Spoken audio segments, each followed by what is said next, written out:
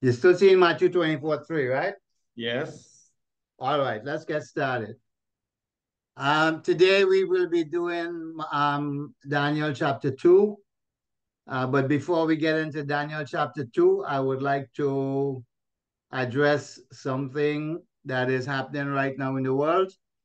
And this verse, Matthew 24, verse 3, Jesus had just left the temple. While he was walking away from the temple, one of his disciples asked him, um, Lord, look at this beautiful temple. And, isn't it amazing and stuff like that?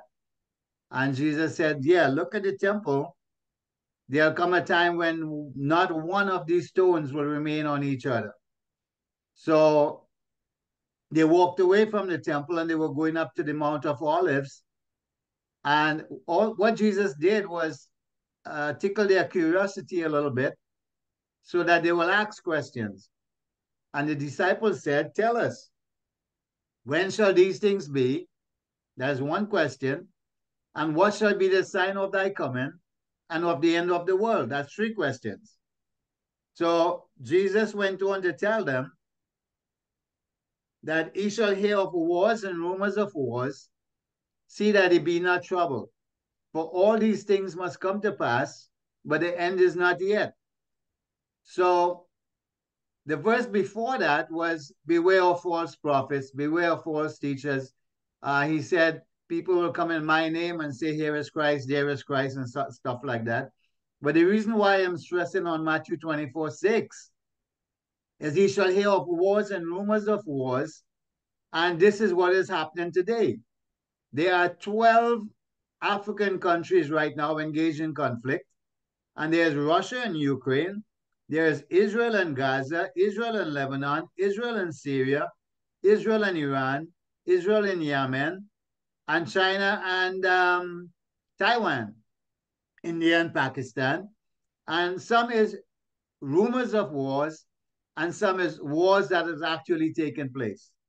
So what I'm telling you is uh, this sign is before our eyes, that this is happening right now as we speak. So this was one of the signs that Jesus was telling us. When shall the end be? And the sign of his coming and the end of the world. Now the question is, how are we supposed to respond to that?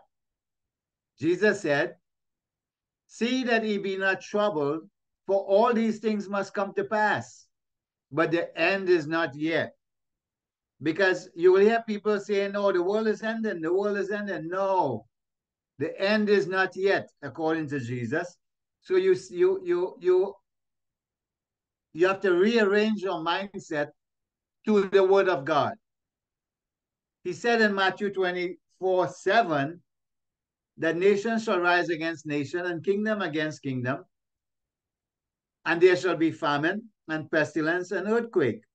Now, this is exactly what happens right now in Gaza. There is a famine, and following the famine, there will be sickness and diseases. So these are the signs of the end of the world. These are the signs of the second coming of Jesus. And we have, as Christians, have to understand this, that the end is not yet.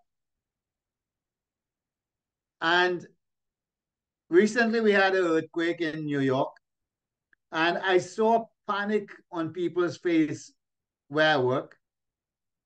And Horace sent me a video with one traffic cone that fell over.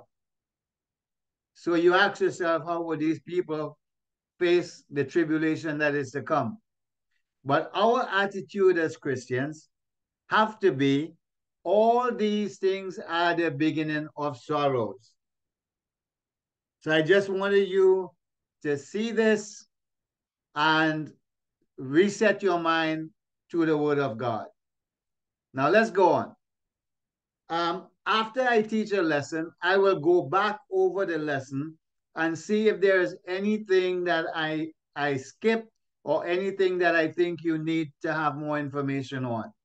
Last day, I did not spend enough time on the children of Israel. And this is when Aspenaz was told to go and gather the best of the crop, the best of all the children of Israel from the royal priesthood, I'm sorry, from the royal lineage, and the brightest of the children and the healthiest of the children, and bring them over to Babylon.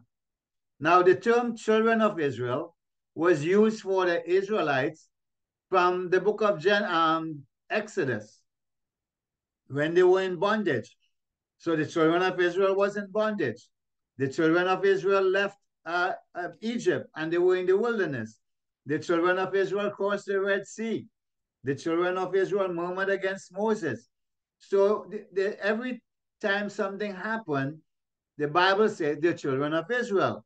So much so that the kid in school said, but Dad, if the children of Israel did everything, what did the adults do? It's only the children of Israel who did everything. Now, that term applies to the children of Israel in the wilderness and the Old Testament. In Daniel chapter 1, when they gathered the children of Israel, they were talking about literal children. They were talking about children who were living in Judah at that time.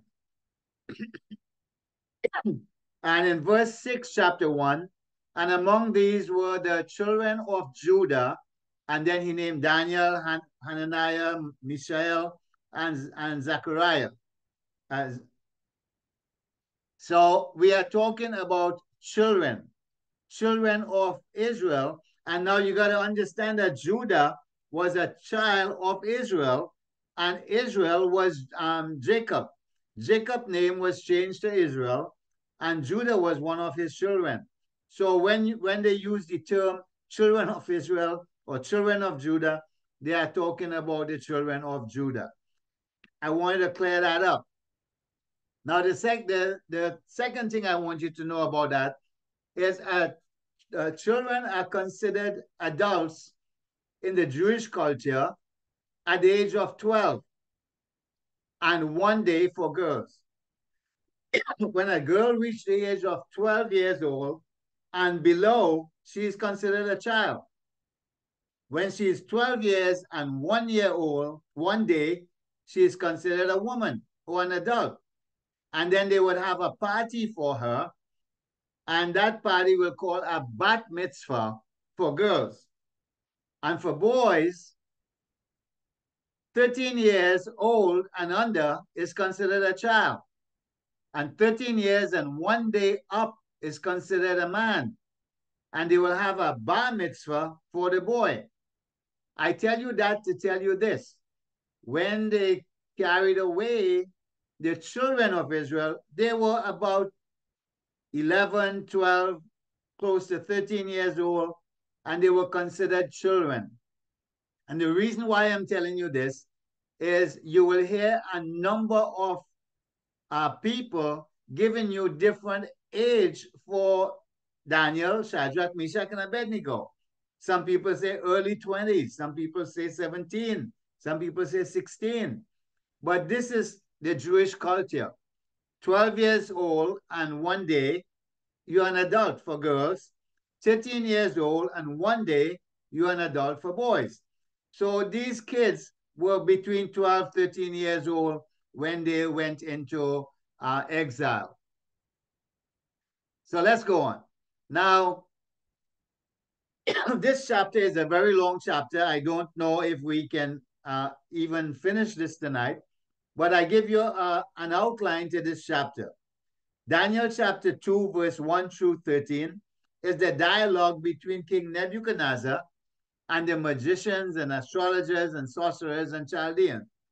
So the first 13 verses is the conversation that was taking place in the palace with Nebuchadnezzar.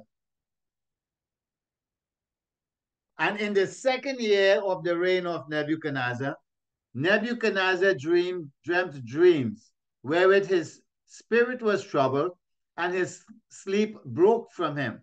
So in the second year of Nebuchadnezzar, he became king in 604. So this will be 603. In the year 603 BCE, Nebuchadnezzar dreamt dreams. And what happened was, at Nebuchadnezzar was 29 years old when he became king. So now he will be 30 years old. This is important because he had just begun his reign as king of Babylon. His dad had just died about a year and a half ago. So let's go on. Then the king commanded to call the magicians and astrologers and sorcerers and Chaldeans. Magicians, you know what is a magician? He does magics. Um, the astrologer does the stars and the moon and stuff like that. The sorcerers deal with the dead, and the Chaldeans are the PhDs, the most educated people, for to show the king his dream. And right off the bat, we have a problem. The king require of these people his dream. Show me my dream. So they came and stood before the king. Next verse. And the king said unto them, I have dreamt a dream, and my spirit is troubled for to know the dream. So he was concerned that this dream has gone from him. So he required that these guys show him the dream. Then spake the Chaldeans to the king in Syriac. Syriac is how you call it? Aramaic. So from Daniel chapter 2 verse 4 to Daniel chapter 7 verse 28 is written in Aramaic. And that was the literal language of the day. That was the language used in palace and business and government and stuff like that. So from verse 4, chapter 2 to chapter 7, verse 28 is written in Aramaic. O king, live forever. Tell thy servants the dream, and we shall show thee the interpretation. This will be going back and forth for the next 13 verses. Tell us the dream, then we can tell you the interpretation. And the king answered and said unto the Chaldeans, the thing is gone from me. If ye will not make known unto me the dream, with the interpretation thereof, ye shall be cut to pieces, and your house shall be made a dunghill. Now that is incentive enough to give the king or solve the problem that the king is having. You will be cut to pieces. You are governed by either fear or by reward. At present, they have a problem because he promised to cut them to pieces and make their house a dunghill. But if he show the dream and the interpretation thereof, he shall receive of me gifts and rewards and great honor. Therefore, show me the dream and the interpretation thereof. So there you have it. On one hand, if you can show me the dream and the interpretation, you will be cut to pieces. If you could show me the dream, you will be rewarded.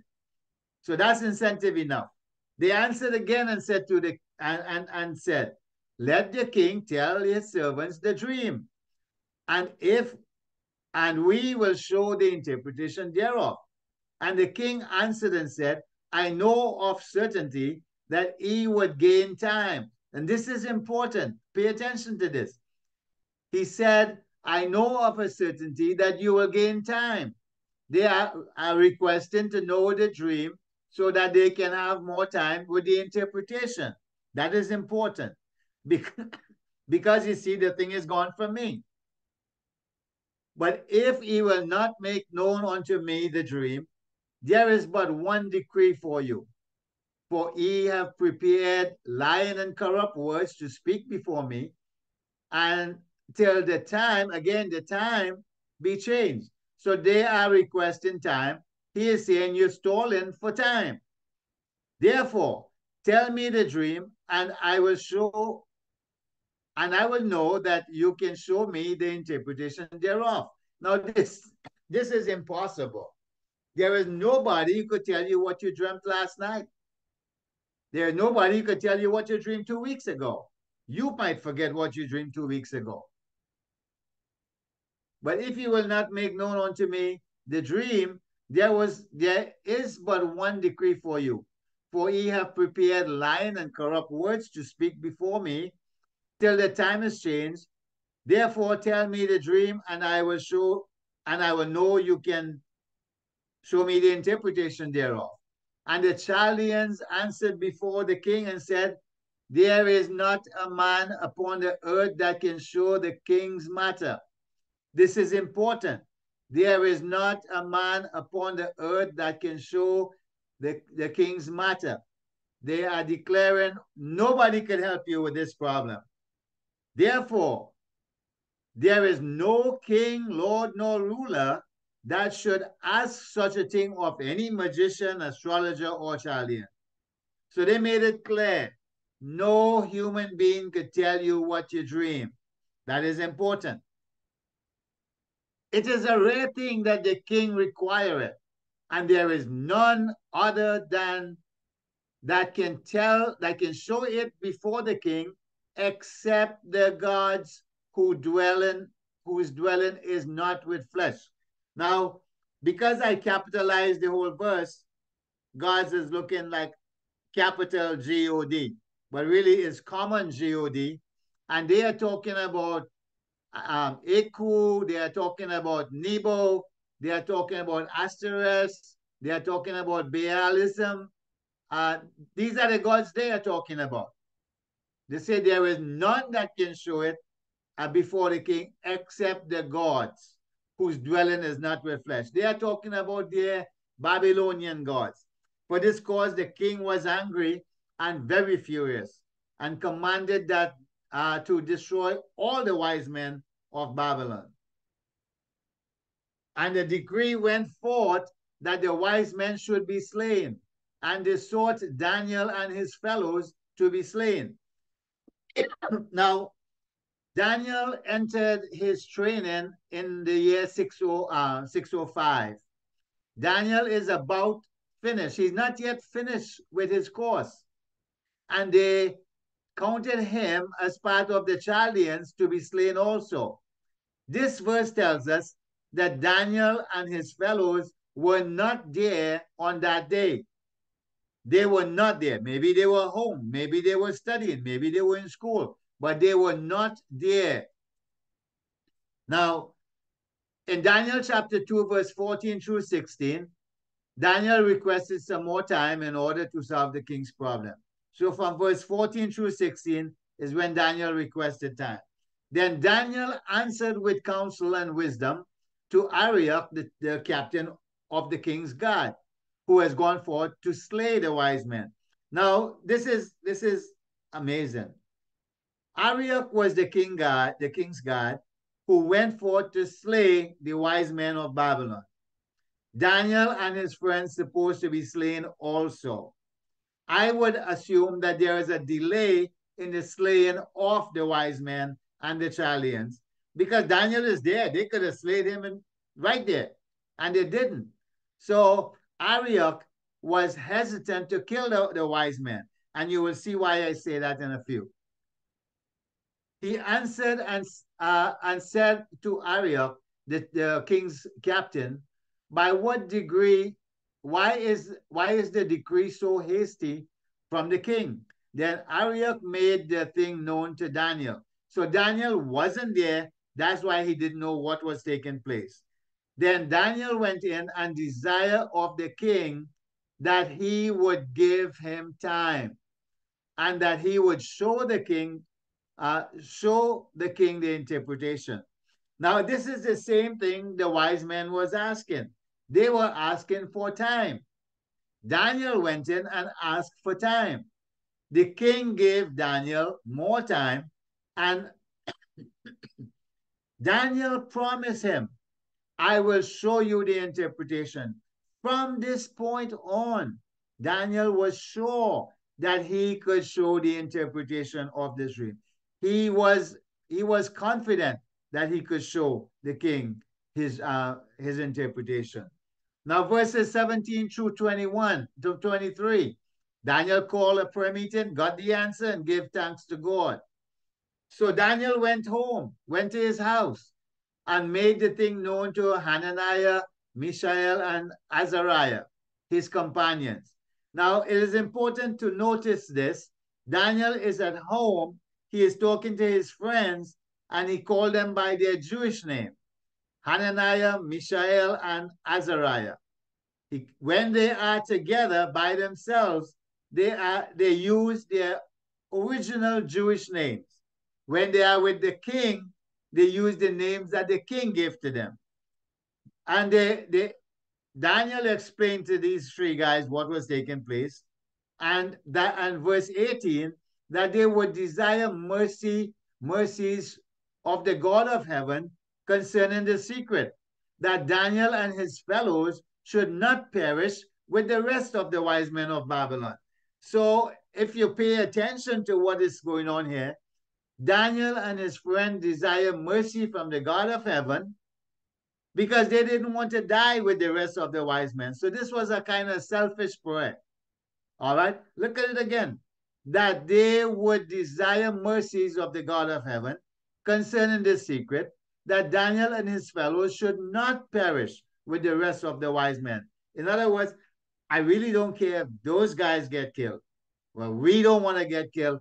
Let us seek God to get the answer. Now, don't be hard on Daniel and the three Hebrew boys because they're about 15, 16 years old at that time.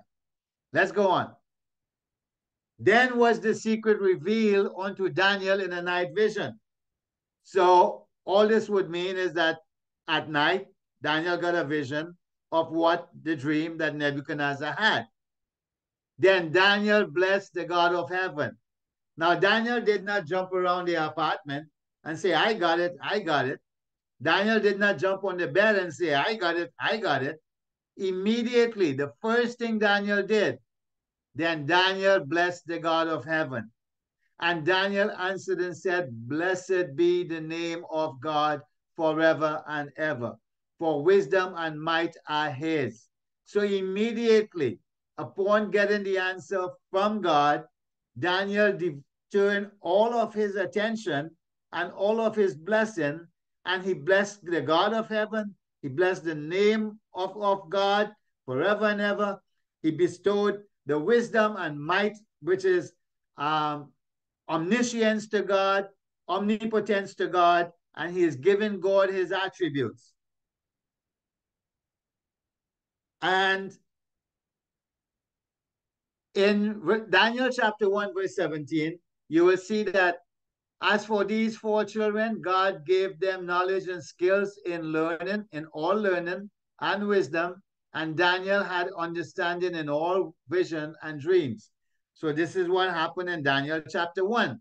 And in all matter of wisdom and understanding that the king required of them, he found them 10 times better than all the magicians and astrologers that were in his realm. So Daniel and his friends, they had knowledge and skills in learning and wisdom. Daniel had knowledge and wisdom and understanding in everything that the king required of him, 10 times more than everybody else. But Daniel did not depend on their skills. He did not depend on their wisdom. Daniel depended on God. Daniel requests mercies from God. Regardless of how smart Daniel was, he was smart enough to know God is the one to give the answer. And Daniel continued to worship God. He changed the times and the seasons. He removed kings and set it up kings. He removed presidents and prime ministers. So when you get a president or a prime minister that you don't like, it is he, the God of heaven, who put the kings there and the prime minister there and the presidents there and the leaders there. It is God who is in control. He giveth wisdom unto the wise and knowledge unto to them that know understanding. He revealeth the deep secrets, the deep and secret things. He knoweth what is in darkness, and the light dwelleth in him. Daniel is attributing everything to God, everything. The putting up of kings. And remember, we saw the king Ashurbanipal. He was removed. the king Nabopolassar. He was in place. God did that. The wisdom that Daniel had and his friends, the knowledge, God did that. The revealing of secrets, God did that. So Daniel gave everything to God. And then this is what he said: I thank thee and praise thee, O thou God of my fathers. Now we have no doubt who Daniel is worshiping. He is worshiping the God of Abraham, Isaac, and Jacob, who has given me. Daniel is acknowledging that whatever wisdom he got, whatever visions he got, who has given me wisdom and might, and have made known unto me now what we desire of thee. For thou hast now made known unto us the king's matter. Now, Daniel 24 and 25 verses, Daniel chapter 2, 24 and 25, Daniel requested a second audience with the king. Therefore, Daniel went in unto Arioch. Pay attention to this. Daniel went in unto Arioch, whom the king has ordained to destroy the wise men of Babylon. And he went and said thus unto him, destroy not the wise men of Babylon. Therefore, none of the wise men was destroyed yet. None of the killing had started. There was a delay. Execution was delayed. Bring me before the king, and I will show unto the king the interpretation. So Daniel requested a second audience with with King Nebuchadnezzar. Then Arioch brought in Daniel before the king in haste. The reason why he did that is because he did not want to kill the wise men. That's why he brought Daniel in haste. Finally, somebody is going to answer the king's question and give the king his desire. Finally, I will not have to kill these guys. And said unto him, I have found a man of the captive of Judah. Did that really happen? Did he find Daniel? No, he didn't. It was Daniel who found him. Daniel found him. That's why Daniel is there. But Arioch said, I have found a man of the captive of Judah. And that is typical. He won the praise. That will make known unto the king the interpretation. And from verses 26 to 49, Daniel revealed the king's dream and the interpretation thereof. And the king answered and said to Daniel, whose name was Belteshazzar. Now you see, the Hebrew name for Daniel is being used because he is in the presence of the king. But when he's alone with his friends, only his Hebrew name counts. Art thou able to make known unto me the dream which I have and the interpretation thereof? Now remember, Daniel was 15 or 16 years old. Imagine for a second the scene that was taking place in Nebuchadnezzar's courtroom. You had all the wise men and the Chaldeans and the magicians, all of them in a corner, waiting to find out their fate, what is going to happen with them. You have Arioch rush into the throne room with 4 Hebrew boys, all teenagers, and Nebuchadnezzar is sitting on his throne and looking down at these little kids, and he's talking condescending to them. You could explain to me my dream and interpret it. You could do that. All these people couldn't do that, but you could do that. This is how it sounds in this verse. Daniel answered in the presence of the king and said, the secret which the king has demanded cannot the wise men, the astrologers, the magicians, the soothsayers show unto the king. So before Daniel prayed, he didn't care if these guys got killed. He said, I just don't want to be killed with them. After Daniel prayed, he had a change of heart. What Daniel did was he defended them first. Now remember, Daniel wasn't there. All right? He didn't know what they said. Now remember what they said. There is not a man upon the earth that can show the king's matter. Therefore, no king, lord, nor ruler should ask such a thing at any magician or astrologer or Chaldeans. And Daniel is now defending them. He said, the secret which the king had demanded cannot the wise men and astrologers and magicians and soothsayers show unto the king. So, O king, is not their fault. It's not their fault. They said the very same thing. Look what he said in 28. But there is a God in heaven that revealeth secrets. Now, this is about what the magicians were saying. They say, it is a rare thing that the king requireth, and there is none other that can show it before the king except the gods, whose dwelling is not with flesh. So Daniel is telling the king the exact same thing that these Chaldeans did.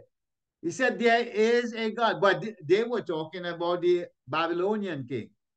Now, this is the first time Nebuchadnezzar is being introduced to the God of heaven. This is the first time Nebuchadnezzar is being introduced to the God of Abraham, Isaac, and Jacob. And Daniel is doing a great job at it. He said, there is a God in heaven that revealeth secret, and maketh known to King Nebuchadnezzar what shall be in the latter days. Thy dream, and the vision of thy upon thy head are these. Now, what I want you to pay attention to here is the God in heaven that revealeth secrets is going to tell Nebuchadnezzar, King Nebuchadnezzar, what shall be in the latter days. Now, I am sure that you must have heard people talk about Nebuchadnezzar being a very bad king, Nebuchadnezzar being a very cruel king, Nebuchadnezzar being a very heathen king. And I would like to defend Nebuchadnezzar. Nebuchadnezzar was doing exactly what God wanted him to do. And God chose Nebuchadnezzar to show him, a heathen king, a pagan king, what shall be in the latter days. God was holding Nebuchadnezzar in very high esteem. Let's go on. As for thee, O king, thy thoughts came into thy head upon thy bed. What shall come to pass hereafter? What this is telling us is that before Nebuchadnezzar went to sleep, he was lying down on his bed and he was thinking in his mind, the thoughts of his mind, the thoughts upon his bed, what shall come to pass hereafter? He wanted to know what was going to happen in the future. Why is that? This was his second year as king. His dad had just died probably a year and a half ago. He was 30 years old. And all of us, sometime or the other, often wonder what the future is going to be like. I'm telling you, Nebuchadnezzar was a normal person just like you and me. He probably had a couple of perks that was given to him by the God of heaven. But he wanted to know of his own self what should come to pass hereafter.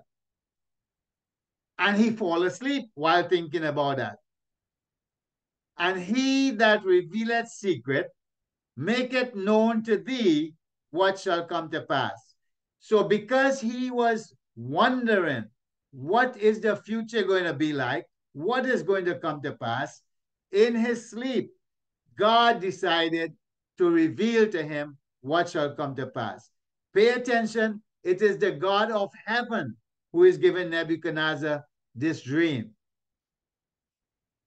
But as for me, this secret is not revealed to me for any wisdom that I have more than any living.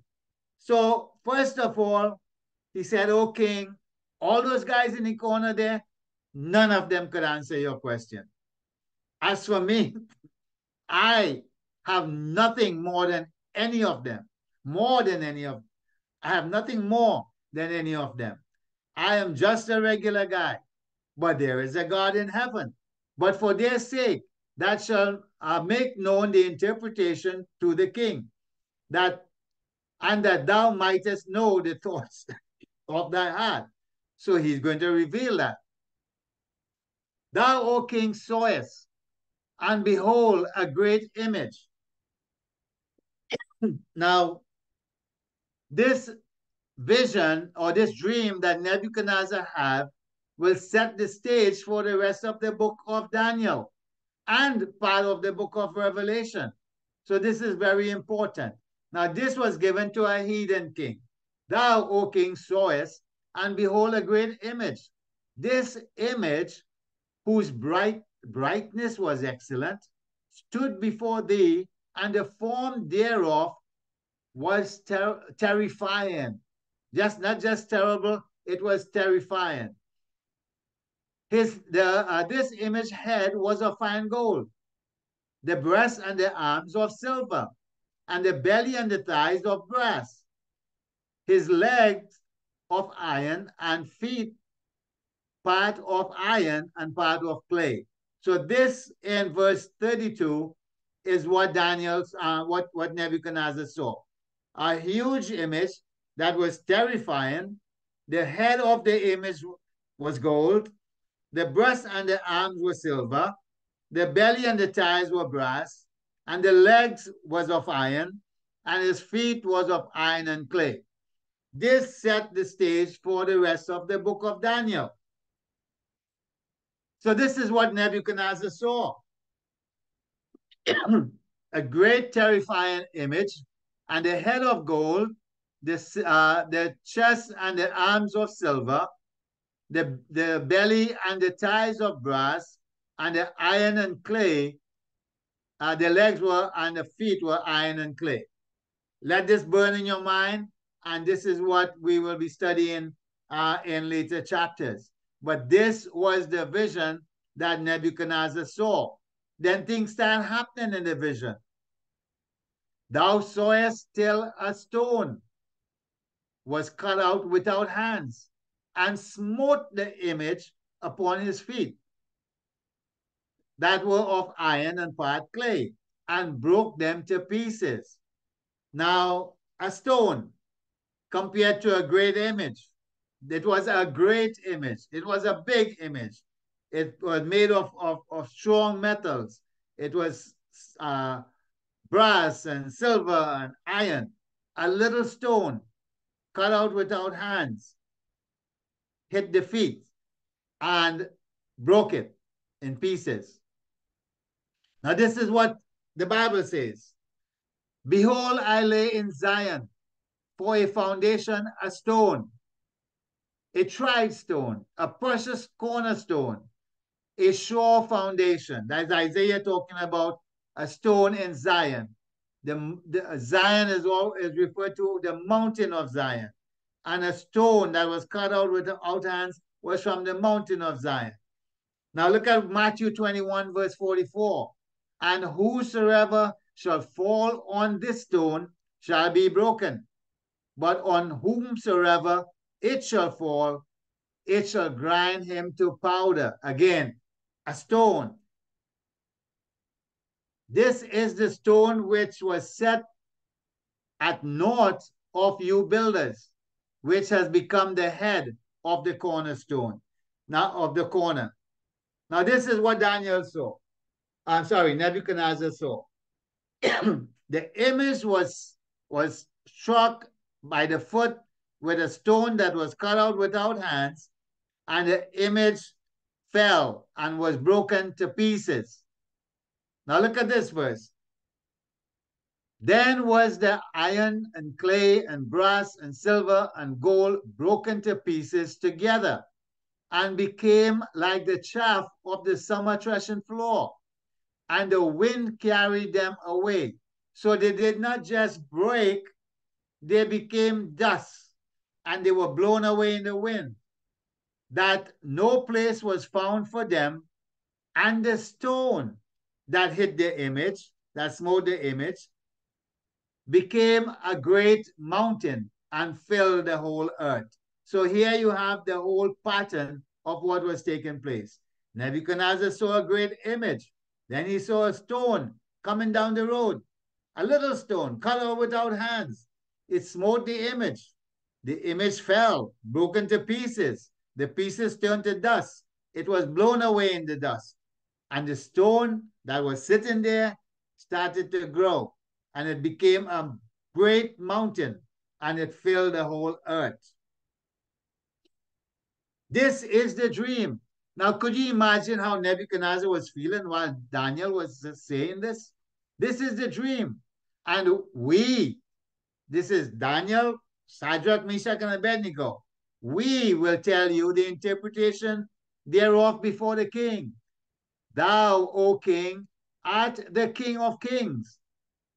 For the God of heaven had given thee a kingdom and power and strength and glory. So you heard the dream. Now Daniel is giving you the interpretation. Thou, O king, art the King of kings. Now the title King of Kings is reserved for one person. Now I believe Daniel was talking under the anointing. I believe that the Holy Spirit was putting words in Daniel's mouth. When Daniel say, Thou, O king, art the King of kings. So he was not blaspheming the Lord, but he was saying what the Holy Spirit was telling him to say. Thou art the King of kings. Why art thou the King of kings? For the God of heaven. Remember, this is the first time Nebuchadnezzar is coming in contact with the God of heaven. This is the first time Nebuchadnezzar is coming in contact with the Hebrew God. And Daniel is nailing it home every time he get a chance. You, O king, are the King of kings, and the God of heaven has given thee a kingdom.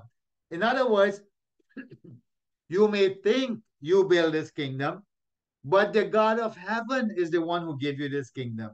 You may think you are powerful and strong and have a lot of glory, but it's the God of heaven who gave you all of these things.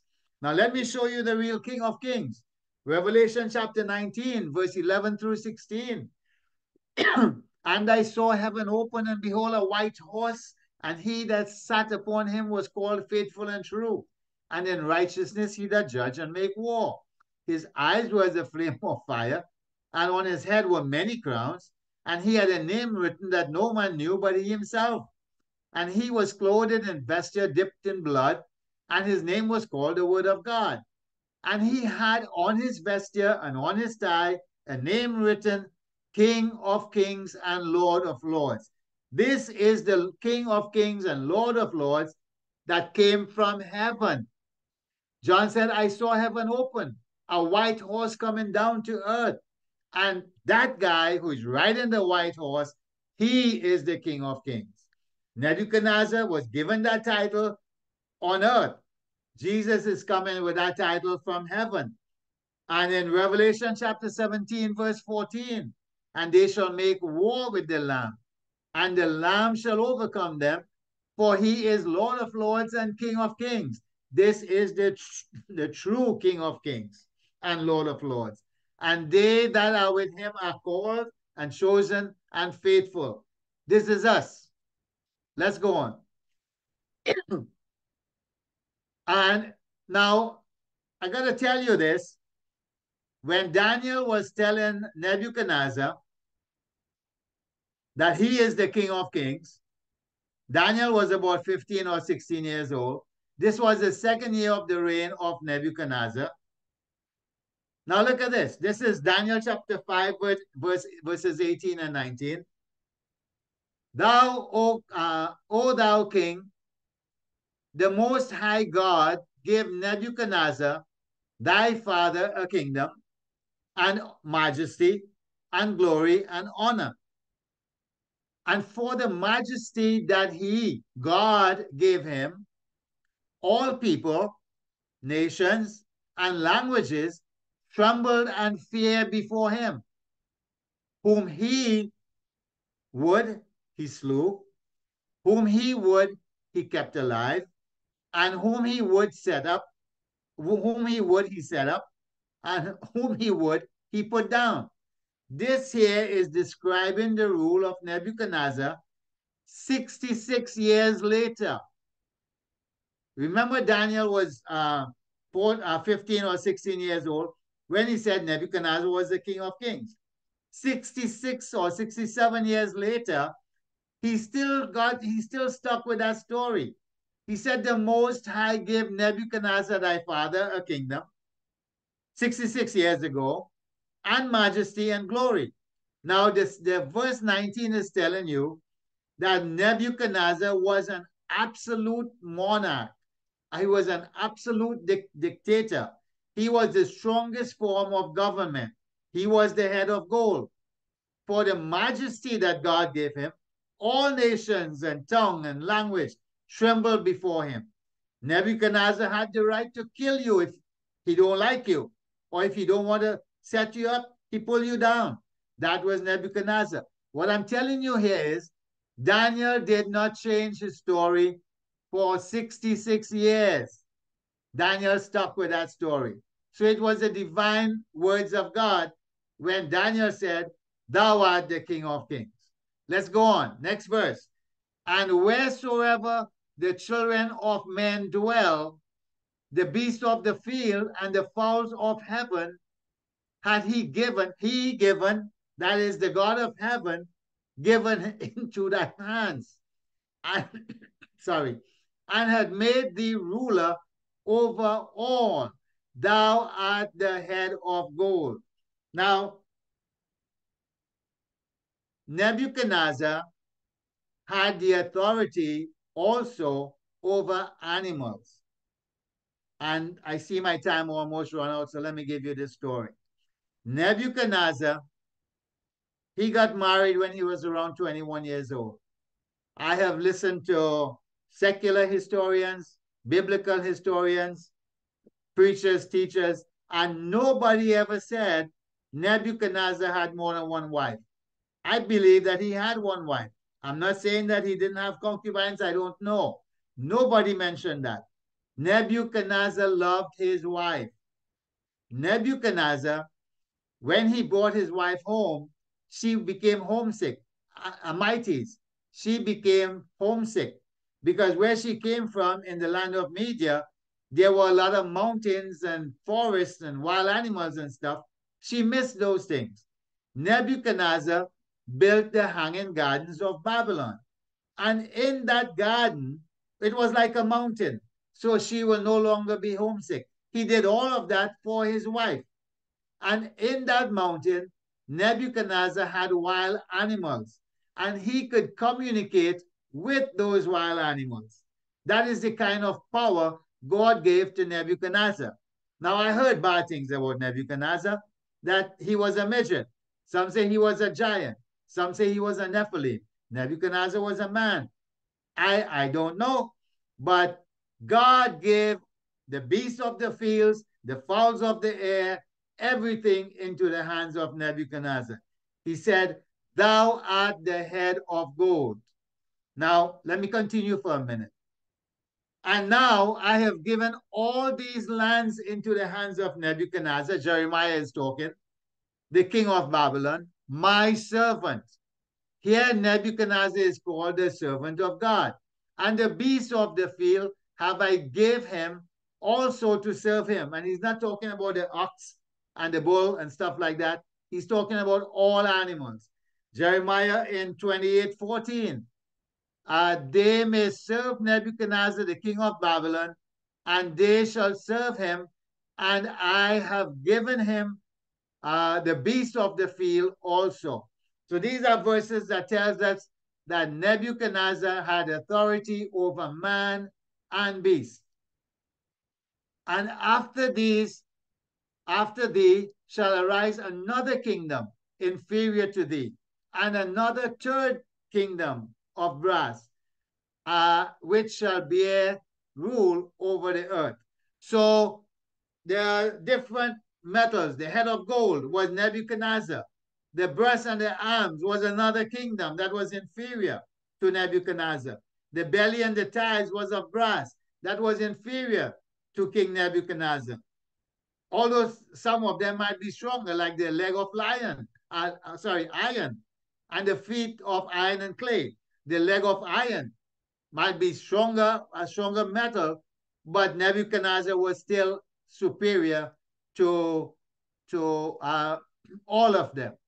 So, Pastor, do you think I should stop here? I don't know about your time. You can continue. All We'll right, start. let's go on. How much time do I have? You go ahead. All right. And the fourth kingdom, all right, let me get this one. And the fourth kingdom shall be strong as iron, for as much as iron breaketh in pieces and subdue all things.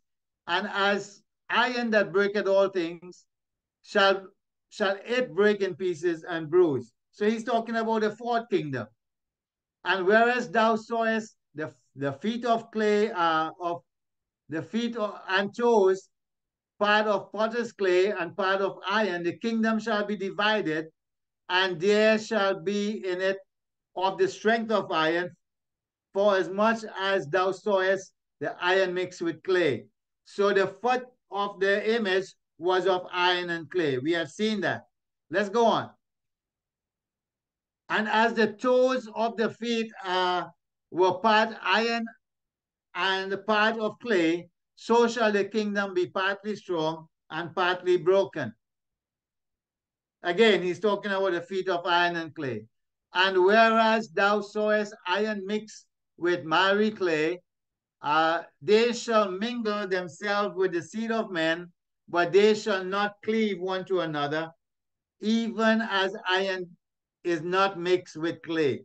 Now, in recent times, well, for today, I've seen some videos where there are protests across America about the Iran-Iraq war, Israel, Gaza, and the people are shouting death to America. They are burning the American flag. Around the world, they are doing this. So they are living in America. They are enjoying the benefits of America, but they will not mingle with them. They will not become one with them. They will never become one with them. And they ask English immigrants, if England go to war, would you stand up with England? They said, hell no, we will go back to our country. So they are mingling. No, they are living together, but they are not mingling. They are not becoming one. Iron and clay cannot become one. This is what is happening in the world today. Now, this is the image, and you see the head of gold is the Babylonian monarch, which is the lion. The chest and arms of silver will be the Medo-Persian. The thigh would be the Greco-Macedonian, and the legs of iron will be the Roman Empire, and we believe that the foot will be the revived Roman Empire. This is the picture as Nebuchadnezzar saw it. And in the days of these kings shall the God of heaven set up a kingdom. Now this is interesting. He said in the days of these kings. They were not talking about kings in that image. Therefore, he is referring to the toes. The 10 toes are 10 kings. In the days of these kings, God will set up a kingdom. When will God's kingdom come? After those 10 kings. And in Revelation, we had the 10 horns. And then God is going to set up his kingdom, the millennial kingdom, after the tribulation period. As we go along, we will try to put the two together, which shall never be destroyed. God will set up a kingdom which shall never be destroyed, and the kingdom shall not be left to other people. In other words, Jesus have no successors. Nobody is going to follow Jesus. Jesus will be king forever. But it shall break in pieces and consume all these kingdoms, and it shall stand forever. So Christ's kingdom is going to destroy all of these kingdoms, and his kingdom shall stand forever. For as much as thou sawest that a stone was cut out of the mountain without hands, and that it break in pieces the iron and the brass and the clay and the silver and the gold, the great God had made known to the king what shall come to pass hereafter. And the dream is certain, and the interpretation thereof are sure.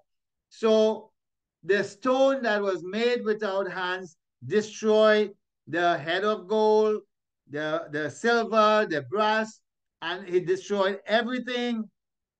And Daniel is telling Nebuchadnezzar again, the great God of heaven has made these things known unto the king, what shall come to pass hereafter.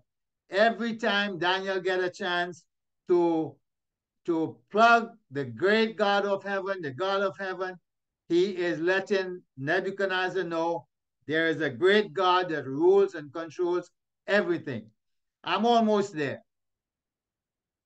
Then the king Nebuchadnezzar fell down upon his face and worshiped Daniel and commanded that they should offer an oblation and sweet odor unto him. So that Nebuchadnezzar got the dream and he got the interpretation thereof.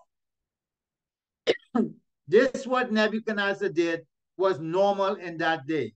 Now I want you to understand Nebuchadnezzar do not know the God of Daniel. He do not know the Jewish God. What he know is how to worship his God. Nebuchadnezzar fell on his face before Daniel and he worshiped him. Was he worshiping Daniel or the God of Daniel? Now, I found in First Kings where Obadiah, when he saw Elijah, he knew him and he fell on his face and said, art thou that my Lord Elijah? So this was normal practice, but was he worshiping Daniel? Let's see the other verse. Now I would skip this slide for time and go to verse 47. The king answered unto Daniel and said, of a truth it is that your God is the God of gods. After this testimony, after this display made by Daniel, he said, of a truth, your God is the God of gods and the Lord of kings and the revealer of secret, seeing thou couldst reveal this secret.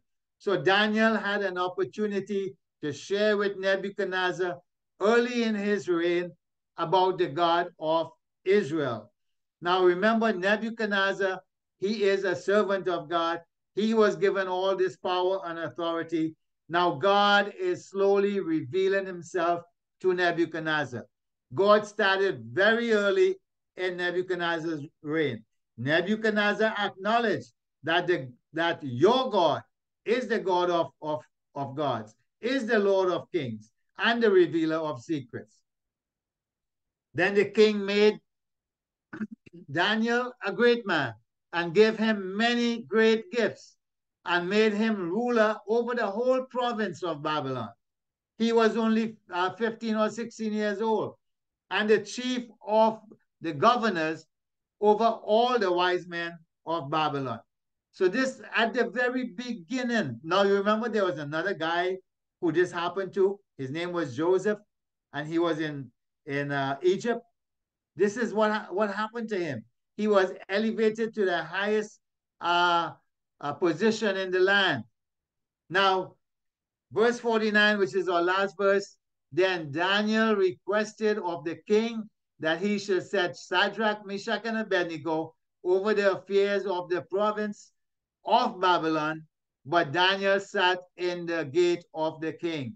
Now, I told you before, when Daniel went home, he talked to Hananiah, Mishael, and Azariah. When Daniel is talking to King Nebuchadnezzar, he said Shadrach, Meshach, and Abednego. So they used their names interchangeably when it was necessary. At this point, Shadrach, Meshach, and Abednego was appointed to rule in certain districts of Babylon. But Daniel sat at the gate of the kings. What does that mean? To be sitting at the king's gate, you control everybody who goes in to see the king. You act as a judge, you act as a ruler, you have direct access to the king, you direct who sees the king and who don't see the king. So that was a position of authority. We saw that when we were studying Revelation. And David, he had a gatekeeper also. That is a very high position in in the ministry or the government in those days. So at this point, I would have to stop here. Sorry I had to go through this. It was a long chapter. Sorry we couldn't take more time. But thank you all for joining. I appreciate it, and I'll see you next time. Pastor?